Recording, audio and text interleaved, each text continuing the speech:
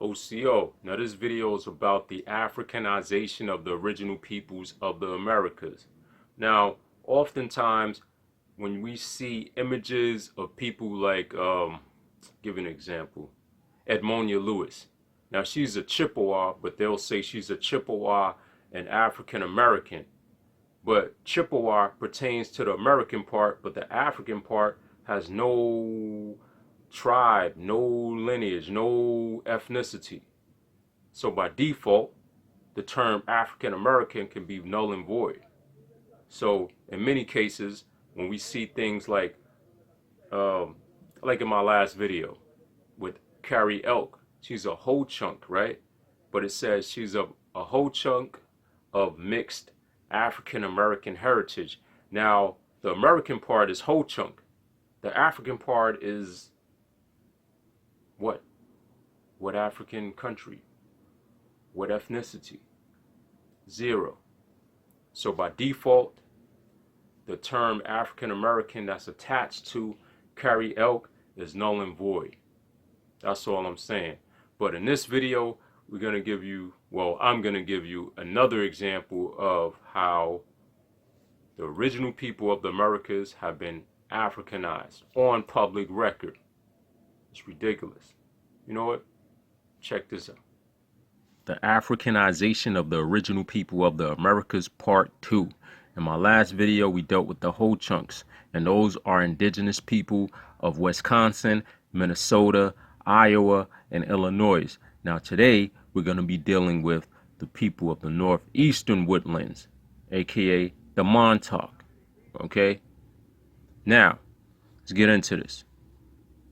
Miss Emma Hall. The beautiful Emma Hall.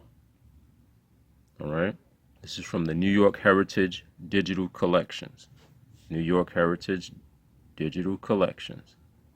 Now we stroll down to the subject section and we see. Now the subject section describes the image that we see presented before us. Now, Miss Emma is of the Indians of North America. She's a woman, of course. Montauk's of Sag Harbor. She's from Long Island, and so forth. Okay, this is what subject means. Subject describes what is being presented to us. Notice it doesn't say that she's an African American, right? Look at her phenotype. All right. Now we're gonna go to the same archive. New York Heritage Digital Collections.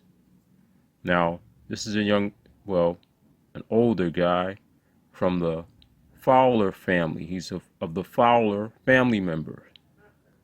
He's a Fowler family member, okay? That's what I mean to say. Now, let's take a look at this elder. All right? Same phenotype as Emma, right? Now, as we stroll down, let's go to the subject section.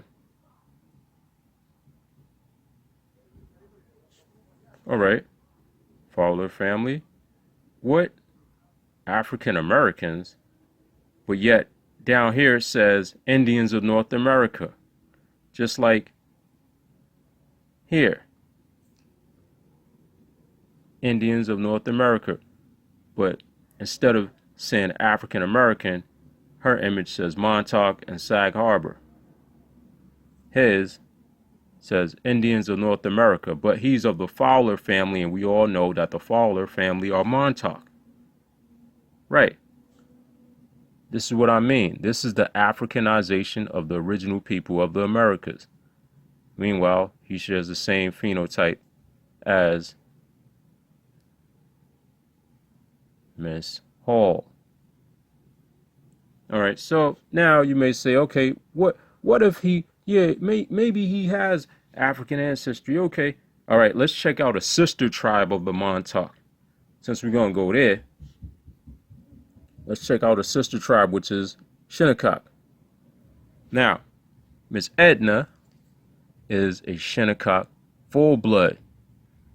Look how she looks. Does she look like a pale Eurasian to you?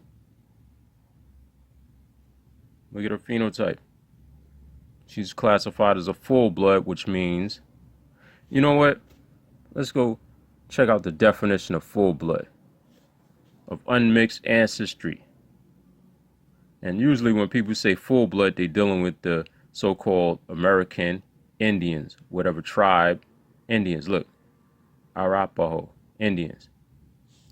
You know, so that means her mother and her father were both full-blooded Shinnecock, which means their parents were Shinnecock.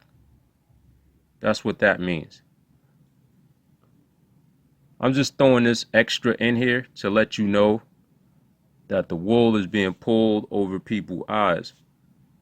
How can he be classified as an African American and be of the Fowler family members? Specify which African nation. The American nation is Montauk. With the African nation, what is that? Africa is a continent, America is a continent. Bottom line. All right? Just want to share this with you guys.